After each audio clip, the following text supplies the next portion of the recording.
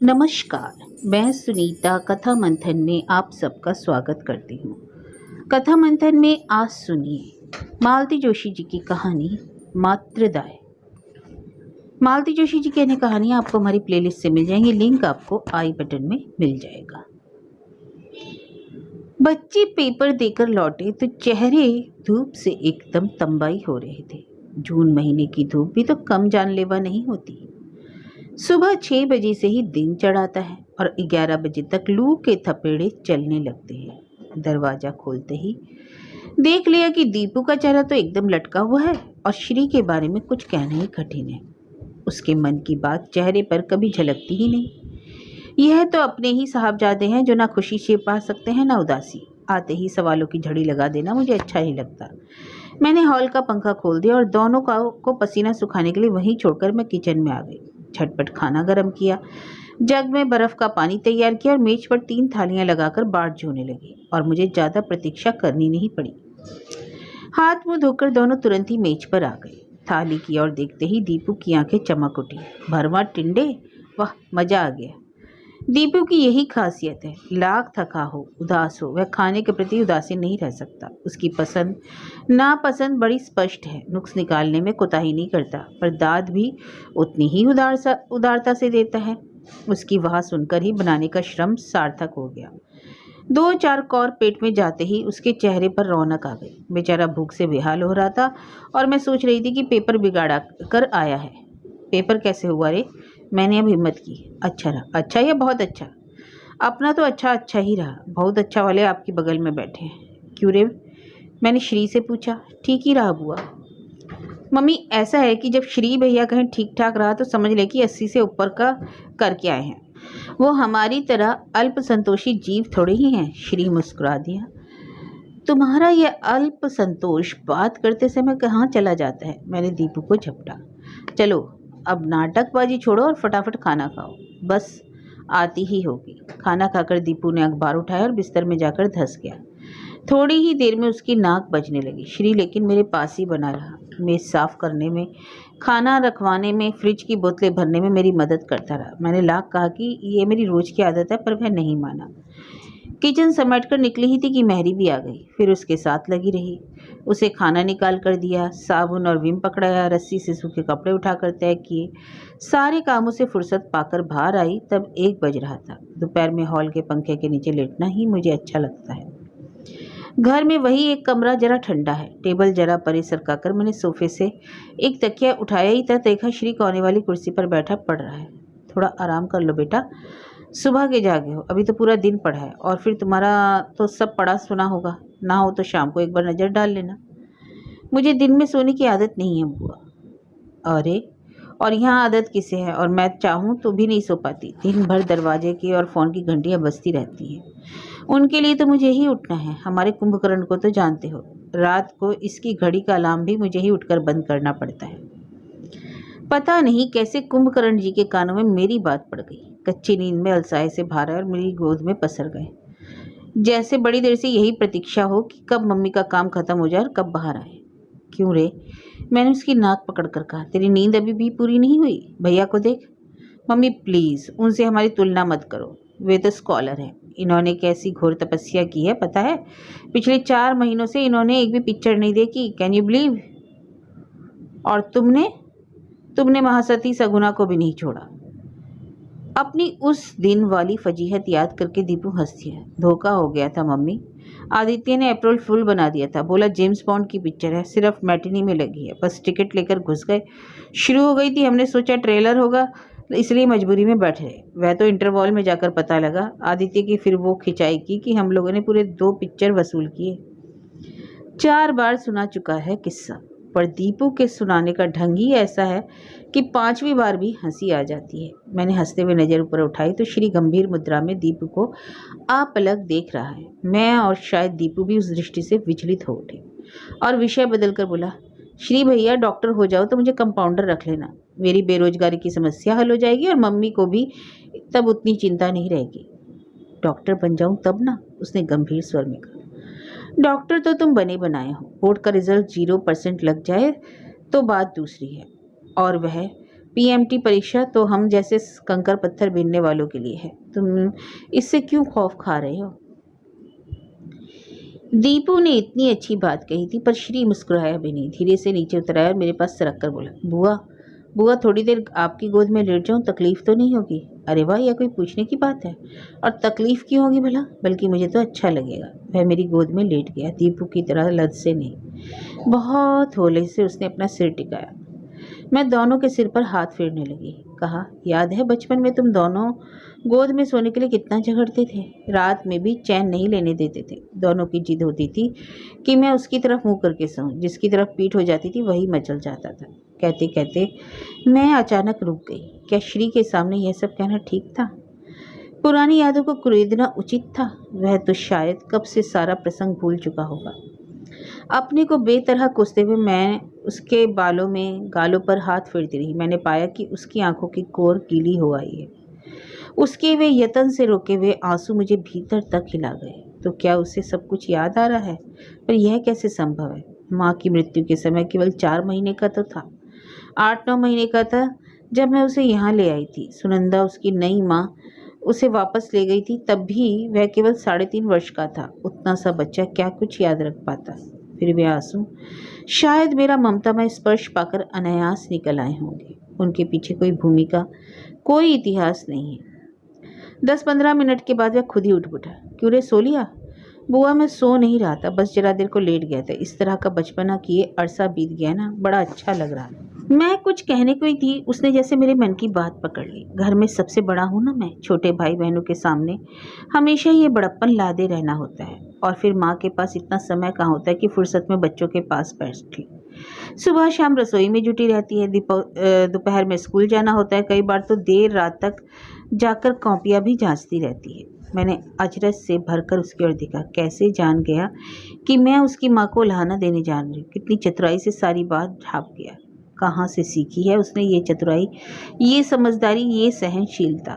इसका शतांश भी अगर भाभी के पास होता तो भैया का जीवन आज कुछ दूसरी तरह का होता। काश सारी शाम मन में यही सब उमड़ घुमड़ होता रहा। पिछली सारी स्मृतियां जाग उठी और जी अकारण उदास हो गया। उस साल मैंने बीए किया था। मैंने सोच लिया था कि अब आगे नहीं पढ़ूंगी, नौकरी करके भैया का हाथ बटाऊंगी। नाते रिश्तेदार अम्मा को सलाह दे रहे थे कि इस छोकरी को जल्दी से निपटा दो, हाथ पीले करो, यह बोझ कब तक लादे रहोगे। उन दिनों बाबूजी को गुजरे 2 साल बीत चुके थे, परंतु घर में अभी जैसे मातम सा छाया हुआ था। मेरी शादी की जब भी बात उठती अम्मा तड़प जाती। एक ही तो बिटिया है मेरी, उसे भी विदा करके मैं क्या दीवालों से सर फोड़ लूं? मेरे सुख दुख की यही साथी है। नहीं, पहले मैं अपने शैल का ब्याह करूंगी, घर में बहू लाऊंगी, एक बार मेरे घर में रौनक हो जाए, फिर बिटिया को चाहे दूसरे ही दिन ब्याह कर देना पड़े। बहुत जिद की अम्मा ने, तब जाकर भैया शादी के लिए राजी हुए। बहुत शौक से ब्याह किया था अम्मा ने। उस समय वे अपना सब दुख भूल गई थी। उन्होंने एक बार भी आंसू नहीं टपकाया। हम सबको भी सख्त हिदायत दी कि खबरदार, रो गाकर कोई असगुन नहीं करेगा। बाप की याद आए तो चुपचाप अकेले में रो लेना, किसी के सामने तमाशा करने की जरूरत नहीं। अम्मा की हिम्मत देखकर हम सब ने अपने आंसू सोख लिए थे, पर वे सब बाद में काम आए। भाभी ने घर आते ही विद्रोह का झंडा गाड़ दिया। हम लोगों का परिवार बड़ा था, 2 पढ़ने वाले भाई, एक ब्याहने लायक मैं, बूढ़ी और बीमार अम्मा। भैया अकेले कमाने वाले थे। यूं तो अम्मा की थोड़ी सी पेंशन थी, घर का मकान था, फिर भी भैया भाभी को यह सब नहीं दे सके जिसकी एक नवेली बहू की अपेक्षा होती है। भाभी की यही हताशा उनके मन में कड़वाहट घुल गई। अम्मा से उनकी एक दिन नहीं पटी। भाइयों से भी पहले ही दिन में से ठन गई। मुझसे लड़ाई तो नहीं हुई, कभी खास प्रेम भी नहीं रहा। कुल मिलाकर घर का वातावरण और मनहूस बन गया। पहले हम लोगों का एक साझा दुख था, बाबूजी का दुख। अब तो घर स्पष्टतः 2 खेमों में बट गया था। सबकी अपनी अपनी व्यथा कथा थी। भैया बेचारे त्रिशंकु से बन गए। बनती कोशिश हम उन तक कोई बात नहीं जाने देते थे, पर किसी किसी दिन भाभी की जली कटी बातें गले तक आ जाती और अम्मा उफन पड़ती। भैया तब फट पड़ते। तुम्हें ही शौक चढ़ा था ना बहू का, अब भुगतो। भाई लोग तो दिन भर बाहर निकाल देते थे, केवल खाने और सोने भर को घर में आते, पर मुझे तो घर में ही रहना था, सब कुछ सहना था। कभी कभी सब कुछ बर्दाश्त से बाहर हो जाता। कई बार तो आत्महत्या करने का मन हुआ था। अम्मा सब कुछ समझ रही थी। एक दिन बोली पड़ी, शैल, हमारा तो जैसा होगा तो होता रहेगा, पर इस लड़की को तो देख, घर में पड़ी पड़ी सूखती जा रही है। जैसे भी मिले एक लड़का ढूंढ कर लाए और इसे विदा कर। इसे देख देख कर मेरा खून जला जा रहा है। लड़का चाहे जैसा ढूंढो, हिंदुस्तानी लड़की की शादी पैसों की बर्बादी ही होती है। भैया और कर्ज में डूब गए, अम्मा और अकेली पड़ गई, भाभी और अधिक खूंखार हो उठी। उन दिनों उनका पांव भारी था। हम लोगों की आशा बंधी कि बच्चे का जन्म उन्हें कोमलता से भर देगा, पर वो तो जैसे असहिष्णु हो उठी। अम्मा के लिए पता नहीं कैसी कैसी शंकाएं उन्होंने पाल ली। अनेक टोनों टोटकों के आरोप में वे अम्मा पर लगाने लगी। हार कर भैया उन्हें उनके पीहर छोड़ाए। श्री का जन्म वहीं अपने ननिहाल में हुआ। ढेर सारी सौगात लेकर अम्मा और भैया बच्चे को देखने बरेली गए और उतने ही अपमानित होकर लौटे। फिर किसी ने उधर का रुख नहीं किया। पर 3 महीने बाद ही भाभी के निधन का समाचार आ पहुंचा। अपने आत्मसम्मान को परे रखकर दोनों माँ बेटे फिर पहुंचे। इस बार भी अपमान, भर्त्सना, तिरस्कार सभी कुछ मिला। भाभी की मृत्यु स्वाभाविक नहीं थी। उन्होंने कुछ खा लिया था और इस आत्महत्या के लिए उनकी सास को और पति को उत्तरदायी ठहराया गया था। बड़ी बदनामी और धक्का फजीहत हुई। कोर्ट कचहरी के चक्कर लगाते लगाते भैया और अम्मा थक गए। वकीलों की जेबें भर भर के कंगाल हो गए। बहुत मुसीबत भरे दिन थे। किसी को अपना होश नहीं था। दोनों छोटे भाइयों ने पार्ट टाइम नौकरियां पकड़ ली थी, नहीं तो घर की गाड़ी भी खींचना मुश्किल हो जाता। ईश्वर भी जैसे परीक्षा ले रहा था। उसी दौरान एक दिन भाभी के माता पिता आए। दूध मुहे श्री को दरवाजे पर पटक कर चले गए। जाते जाते कह गए थे कि सांप के बच्चे को दूध पिलाए, ऐसे बेवकूफ वे नहीं हैं। यहाँ भी तो उनके स्वागत को कोई आतुर तो था नहीं। यह सब घटना उन दिनों की है जब दीपू होने को था। मैं उन लोगों के पास जा नहीं पाई थी। पत्रों से ही जो कुछ पता लगता उसे पढ़कर रो लेती थी। दीपू 3 महीने का होते ही मैं जिद करके अम्मा के पास आ गई। अपनी आंखों से सब कुछ देखा सुना। उन लोगों को उस समय मेरे सहारे की बहुत ज़रूरत थी, पर अपना घर-बार छोड़कर मैं वहाँ कब तक पड़ी रहती। फिर उनके कसाले के दिन थे। अपना अतिरिक्त भार भी उन पर डालते अच्छा नहीं लगता था। मैं अपने घर लौट आई और साथ में श्री को भी लेती आई। दीपू के पिता ने भी ऐतराज नहीं किया और दोनों मेरे यहाँ जुड़वा बच्चों की तरह पलते रहे। उन दिनों घर बेतरह बिखर गया था। सब लोग एकदम टूट चुके थे। ऐसे समय में सुनंदा ने घर में प्रवेश किया। सुनंदा मेरी सहेली थी और यह प्रस्ताव उसकी ओर से ही आया था। उसकी अपनी मजबूरियां थी। वे 4 बहनें थी और 27 साल की उम्र में भी वह बड़ी 2 बहनों के ब्याहने की प्रतीक्षा में थी। वह शायद हताश हो चुकी थी, इसलिए उसने एक दूध मुहे बच्चे का, उसके थके हारे पिता का, आशंकित परिवार का बिखरे घर का भार खुशी खुशी उठा लिया। भैया को बड़ी मुश्किल से शादी के लिए राजी किया जा सका। अम्मा भी सुनंदा के रूप रंग को लेकर, वंश गोत्र को लेकर अप्रसन्न थी, पर मैंने ही उसे समझाया। जैसी बदनामी हुई थी उसे देखते अच्छा रिश्ता तो आना मुश्किल ही था। फिर सुनंदा ऐसी कुरूप नहीं थी। बढ़ती उम्र की चिंता ने चेहरे पर लकीरें डाल दी थी बस। और सुनंदा ने आते ही सब संभाल लिया। भैया के टूटे मन को जोड़ना आसान नहीं था, पर उसने करिश्मा कर दिखाया। बीमार सास को भी उसने आश्वस्त किया। दोनों देवरों के किशोर मानस को स्नेह से पलवित किया और फिर श्री को लेने आ पहुंची। वह मेरे पास अच्छा पल रहा था, अब तो बड़ा भी हो गया था। परेशानी के दिन भी बीत गए, पर वह नहीं मानी। बोली, कल को उसके मन में यह विकार भी तो आ सकता है कि मेरे माता पिता ने मेरा परित्याग कर दिया। श्री को भेजते हुए ऐसा लगा जैसे मैं अपने कलेजे का टुकड़े निकाल कर दे रही हूँ। मुझे विश्वास हो गया था कि वह मेरे बिना रह नहीं पाएगा। मैं हर महीने दौड़ दौड़ कर अम्मा के यहाँ जाती रही।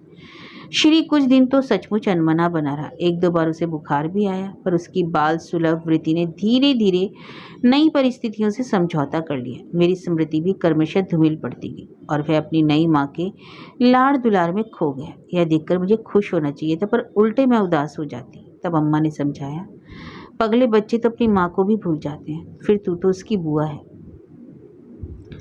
पति ने कहा, तुम्हें तो खुश होना चाहिए कि एक बड़ी जिम्मेदारी थी जो अब अच्छे से पूरी हो गई। कोई दोष, कोई लांछन नहीं लगा। तब मुझे भान हुआ कि अपने सरल हृदय पति पर एक तरह से मैं अन्याय ही कर रही थी। एक बच्चे का अनचाहा बोझ मैंने जबरदस्ती उनके सिर डाल दिया था। पर बच्चे क्या सदा बच्चे ही बने रहते हैं? बढ़ती उम्र के 100 खर्चे होते हैं। उन्हें झेलने की सामर्थ्य उस समय हमारे पास कहाँ थी? धीरे धीरे मैंने मन को समझा लिया, पर यह सच है कि मुझे सामान्य होने में कई महीने लग गए। दीपू के साथ ही पला है श्री, पर दोनों के स्वभाव में, व्यवहार में कितना अंतर है। मुश्किल से 4-5 महीने बड़ा होगा श्री, पर कितना गंभीर, कितना समझदार। सुनंदा ने सचमुच बड़ी मेहनत की है उसे बनाने में। उसने भी पूरा पूरा प्रतिदान दिया है। शिशु कक्षाओं से लेकर अब तक क्लास में हमेशा फर्स्ट आता रहा है। हायर सेकेंडरी में तो मेरिट लिस्ट में भी था। कभी कभी सोचती हूँ मेरे पास रहता तो क्या इतना लायक निकलता, या दीपू की तरह मनमौजी मस्तमौला बना रहता।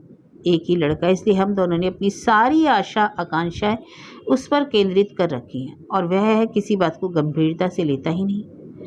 रात को सोते समय सारे दरवाजे बंद करते हुए देखा कि छत का दरवाजा खुला हुआ है। बच्चों की परीक्षाओं के कारण इस साल छत पर सोना एक तरह से स्थगित ही रहा। रात बेरात दीपू को जगाना, उसके लिए चाय बनाना, यह सब मेरे ही जिम्मे है। इन कामों के लिए बार बार चढ़ना उतरना मुझसे नहीं होता। छत पर जाकर देखा श्री शून्य में आंखें गड़ाए मुंडेर पर चुपचाप बैठा है। मेरी हट पाती चौंक उठा, पर शीघ्र ही संभलते हुए बोला, नींद नहीं आ रही थी, सोचा दीपू को क्यों डिस्टर्ब करूं, इसलिए यहाँ चला आया। दीपू को क्यों डिस्टर्ब होना है? वह तो घोड़े बेचकर सोता है, उसके लिए तो मुझे रात भर जागना पड़ता है, तब जाकर उसकी पढ़ाई हो पाती है। तकदीर वाला है, मेरी परीक्षा के दिनों में तो नींद ही गायब हो जाती है। रिजल्ट तक एक दिन भी चैन से नहीं सो पाता, अजीब सी टेंशन रहती है। मैं आश्चर्य से उसे देखने लगी। क्या यह वही लड़का है जिसे मैंने कभी हाथों से झुलाया था, बोतल से दूध पिलाया था? इस समय कितना अपरिचित, कितना बड़ा सा लग रहा है। अरे, तुम जैसे लड़के टेंशन पाने लगे तो हो चुका। जरा हमारे साहबजादे को देखो, कैसे तान कर सोए हैं। बल्कि वह थोड़ा टेंशन पालता तो मैं निश्चिंत हो जाती। तुम तो बेकार परेशान हो रहे हो। तुम्हारा सिलेक्शन तो 100% तय है। मान लो किसी कारण से रह भी गए तो अगले वर्ष फिर दे सकते हो। ऐसी कौन सी उम्र निकली जा रही है? नहीं बुआ, पास होना है तो इसी वर्ष, और वह भी मेरिट में, उसने दृढ़ता से कहा। उसका आत्मविश्वास देखकर मैं दंग रह गई। प्रशंसा में कुछ कहने को ही थी कि वह बोल पड़ा, अगर जरा भी कोर कसर रह गई तो सब माँ को कोसेंगे। धत, क्या बात करते हो, कोई माँ को क्यों कोसेगा भला? सब जानते हैं उसने तुम पर कितनी मेहनत की है। उसे दोष देने का तो सवाल ही नहीं उठता। मैं अपनी माँ की बात कर रहा था। मैं हैरत से उसे देखती रह गई। अपनी माँ? क्या कह रहा है ये लड़का? आप इतने आश्चर्य से क्यों देख रही हैं? क्या आप नहीं जानती, मेरी एक और माँ थी। वह है माँ जिसने मुझे जन्म दिया था। मुझे संभलने इसमें कुछ समय लगा। इस बीच उसने पूछ लिया, तुम्हें याद तो है ना बुआ? श्री के साथ यही परेशानी है। कभी वह बहुत फॉर्मल हो जाता है, कभी आप कहने लगता है, कभी दीपू की तरह लड़ियाकर तुम पर उतर आता है। वह अब भी मुझे ताक रहा था। दरअसल वो क्या है श्री, इतने दिन हो गए। वो बहुत दिन हो जाने से ही क्या कोई किसी को भूल जाता है? दादी आज भी दादाजी को याद करती है। उनकी आदतों को, शौकीन मिजाजी को, पसंद नापसंद की घंटों चर्चा करती है। 30 त्योहार पर आज भी उनकी आंखें गीली हो जाती हैं। बड़ी धूमधाम से उनका श्राद्ध होता है। पर मेरी माँ को तो सबने मिलकर जैसे विस्मृति के गर्त में धकेल दिया। वह एक अवर्जित विषय है जिस पर कभी कोई चर्चा नहीं होती। कोई उनका नाम नहीं लेता। घर में उनकी एक फोटो तक नहीं है कि मैं जान सकूं कि मेरी माँ कैसी थी। किसी बच्चे को उसकी माँ से इस तरह काट देना अन्याय नहीं है क्या? कोई अन्याय नहीं है बेटा। इन सब बातों के पीछे एक साफ सुथरा उद्देश्य है, और वह यह है कि तुम्हें कभी कोई एहसास न हो कि तुम्हारी माँ नहीं है, वह मर चुकी है। यह एहसास बच्चों को में कभी कभी हीन बोध पैदा कर देता है। साफ सुथरा उद्देश्य जो भी रहा हो, पर वह कभी पूरा नहीं हुआ बुआ। मुझे तो बचपन में हर बार याद दिलाया जाता गया कि मैं एक नालायक माँ का बेटा हूँ। क्या कह रहा है? सच कह रहा हूँ। बचपन में जब भी किसी चीज़ के लिए जिद करता, किसी से लड़कर आता या घर में कोई नुकसान कर बैठता तो दादी झट से कह बैठती, जैसा पेड़ होगा वैसा ही तो फल मिलेगा। अब बबूल में आम तो फलने से रहा। अब तुम ही सोच लो, ये बातें मुझ में कौन सा बोझ जगाती हैं? सच, अम्मा पर इतना रोष आया कि दिवंगत कर्कशा बहू का बदला कोई इस तरह बच्चे से लेता है। तभी तो बेचारा इतनी सी उम्र में इतना गंभीर हो गया। हम लोगों ने हमेशा अम्मा के दुख को बड़ा करके देखा। उस दुख ने उनके स्वभाव को इतना विकृत कर दिया, इसकी और कभी ध्यान ही नहीं दिया। सुनंदा ने कई बार मुझसे शिकायत की है। कहा है कि दिन भर खटकर मैं जितना कुछ करती हूँ, अम्मा जी पल भर में मिट्टी कर देती हैं। तब उसकी बात का अर्थ समझ नहीं पाई थी। वह अब मेरी समझ में आ रहा था, पर श्री को क्या कहकर सांत्वना दूं, यह अब भी समझ से परे है। बुआ, दादी की बात पर कभी कभी मैं इतना सुलग उठता था, मन होता था कि घर छोड़कर भाग जाऊं। जिस घर में जन्मदायिनी माँ निरंतर तिरस्कृत होती है वहाँ रहना भी पाप है, पर भागकर जाता भी कहाँ। इतनी बड़ी दुनिया में इतने से बच्चे का वजूद ही क्या है। ननिहाल जा सकता तो शायद थोड़ी राहत मिलती। माँ को मैं नए सिरे से जान सकता, पर उन लोगों से भी तो आप सबने संबंध तोड़ लिए। संबंध हमने नहीं तोड़े थे श्री, पहल उन्होंने की थी। हमारा कसूर सिर्फ इतना ही है कि हमने दोबारा जोड़ने की कोशिश नहीं की। तिरस्कार और अपमान का एक लंबा किस्सा है वह। जानकर तुम्हें दुखी होगा, बस इतना ही कहूँगी कि दादी की बातों का बुरा नहीं माना करते। बुढ़ापे में दिमाग होता है ऐसा ही गड़बड़ हो जाया करता है। दादी की बात जाने दो, वे बूढ़ी हो गई है, पर पापा तो बूढ़े नहीं हुए। वे भी माँ के नाम से बचते क्यों हैं? कभी भूले से भी चर्चा नहीं करते। माना कि माँ आदर्श बहू या भाभी नहीं थी, शायद आदर्श पत्नी भी नहीं थी, पर 2 साल तक वे पापा की जीवन संगिनी रही हैं। उन दिनों की एकाध मधुर स्मृति तो होगी, क्या उसे भी वे मेरे साथ शेयर नहीं कर सकते?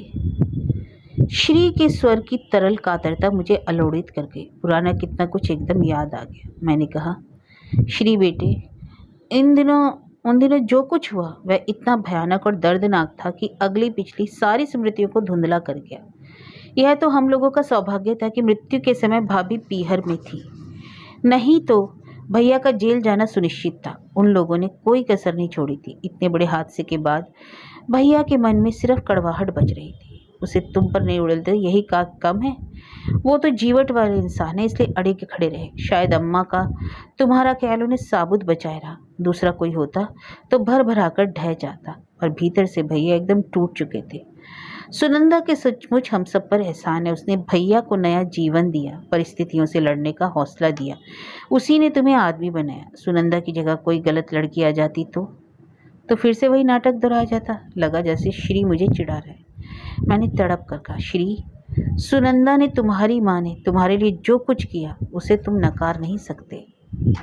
मैं कब नकार रहा हूँ? क्या मुझ में जो अच्छा है उसका श्रेय तो एक को जाता है, फिर बुराइयों के लिए किसी दूसरे को क्यों कोसा जाता है? क्या ये दोहरा मापदंड क्यों? बात तो लड़का ठीक ही कह रहा था। मुझ में कुछ तो जन्मजात प्रतिभा होगी, वह कुछ तो आप ऊपर से थोप नहीं सकते, पर कोई उसे स्वीकारता क्यों नहीं? माँ की कोख से क्या मैं केवल अवगुण लेकर ही जन्मा हूँ? मेरी उपलब्धियों में उसका हिस्सा क्यों नहीं? वह केवल मेरे दोषों के लिए ही उत्तरदायी क्यों है? बुआ, इसलिए मैंने निश्चय कर लिया है कि अगर मेरी सफलताओं का श्रेय मेरी जननी को नहीं जाता और उसे अपनी असफलताओं का कारण भी नहीं बनने दूंगा। अपनी माँ के लिए मैं कम से कम इतना तो कर ही सकता हूँ ना। उसके स्वर में एक अजीब सी दृढ़ता और आत्मविश्वास था। वैसे मन ही मन भाभी को पुकार कर मैंने कहा, भाभी सुन रही हो ना? तुमने तो बेटे के प्रति कोई कर्तव्य नहीं निभाया, उसे अनाथ करके चली गई, पर वह तुम्हारा ऋण बराबर चुका रहा है, बेटे का फर्ज अदा कर रहा है।